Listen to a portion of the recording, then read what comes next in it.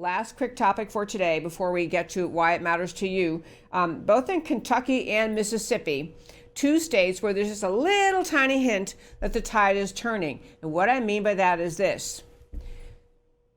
Many people in this country are watching Bernie Sanders, listening to what he's saying, realizing how radically left the Democrat Party has become, realizing Nancy Pelosi doesn't even have the I don't even know what quality to call it. Doesn't have the backbone, doesn't have the political discernment, doesn't have the rooting and the belief in the idea of America to say, actually, the Democrat Party doesn't really want to have a socialist candidate for president. She said, I'm fine with it. So more Americans who maybe have been Democrat voters for decades because their grandmother voted Democrat, or because they always thought that the Democrat Party was better for the little guy, or they thought that the Democrat Party was the one that would support labor unions, or whatever reason they had, Americans are waking up to the reality that the Democrat Party has long left the American playing field. The Democrat Party is not standing up for anything like the idea of America. They are radical leftists.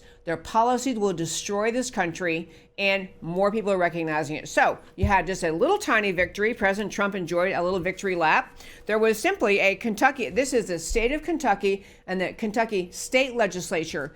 There was a special election, and in a district that has gone Democrat for 33 years, there's been a Democrat representing this district, and where the overwhelming majority of people, voters in this district, are Democrat, and in the most recent election voted for a Democrat governor, those people in that district chose a Republican. A Republican won in a significant Democrat majority district. And even though you might think, why is Donald Trump all the way back in Washington talking about an election that happened in Kentucky for a state legislature?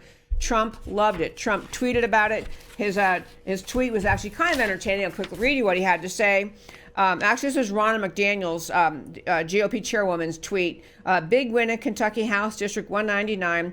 It's a district Democrats have held for 33 years, where Democrats outnumber Republicans by double digits, and one the Democrat governor carried in 2019. But tonight, Republicans flipped the seat, and Trump tweeted about it, basically just saying, you'll never see this in the mainstream media, but this is big. This is huge, to use his word. This is a sign that American people are waking up to how radically un-American the Democrat Party has become. Radically un-American. Small sign, but great news. Last quick one, similar to that.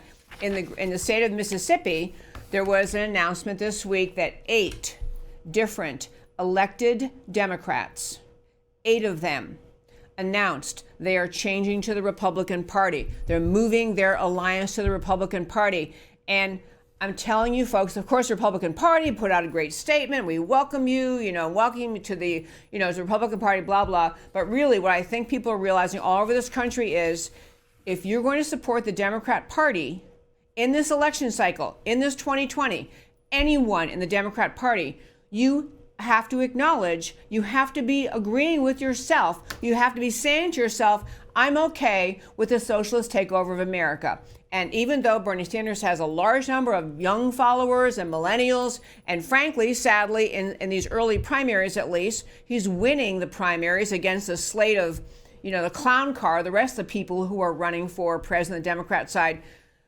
But people in America are looking at the Democrat Party and thinking, these people don't love America. These people are out to destroy America.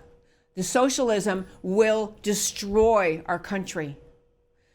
Americans are waking up, but they need your help. We cannot just say, oh, yay, things are trending okay, and look how big Trump's rallies are. Everything's probably okay. We have to be, each and every one of us in our everyday lives, we are the patriots in the battle of ideas, telling our friends, telling our family, telling our buddy at church, whoever your conversations are, if politics come up and people say, well, I'm a Democrat. I don't like Bernie too much, but I'm a Democrat. We have to be making the point. The Democrats are no longer in the American ballpark, no longer on the American playing field. They are in the camp of Venezuela, Cuba, China, picked your communist country. They're no longer on the American playing field. And I'm going to tell you something else about people running for Congress right now. If you're a Democrat running for Congress in this country, if you're a Democrat and you can see that your party may actually be nominating Bernie Sanders to be your presidential candidate, if you have an iota of loyalty to America, an iota of understanding about the greatness of our country, the goodness of this country, you need to be changing parties, just like these people in Mississippi. There would be such a groundswell of support for people running for Congress in this country. Democrats who are, traditional Democrats, or they're not radical socialists, they're not communists. They're just, the kind of long-term Democrat, I'm Democrat because I support the little guy, or one of the things that Democrats used to stand up for. If you're a Democrat running for Congress and you stay in this race as a Democrat, you stay in 2020 when your party is about to nominate a socialist who loves communism, then you either are right with him and you love socialism too, or you have no integrity. Democrats need to be pressed and pushed about how dare you stand with the Democrat Party of today if what they're going to do to our country is nominate someone whose policies will destroy America.